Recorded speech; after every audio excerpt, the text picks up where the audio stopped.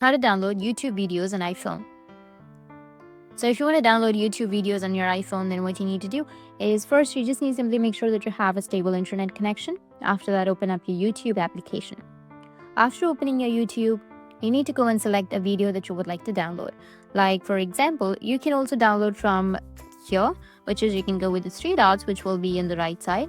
And from the three dots, you will have the download option. You'll be able to download the video.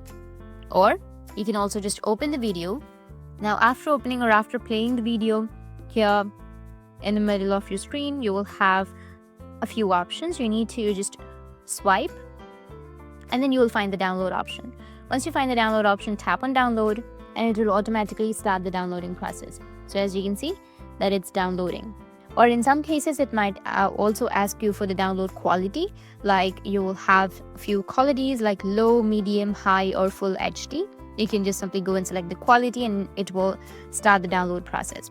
Now, let me go back and I'll just simply go with my profile, which is on the bottom, which is right here.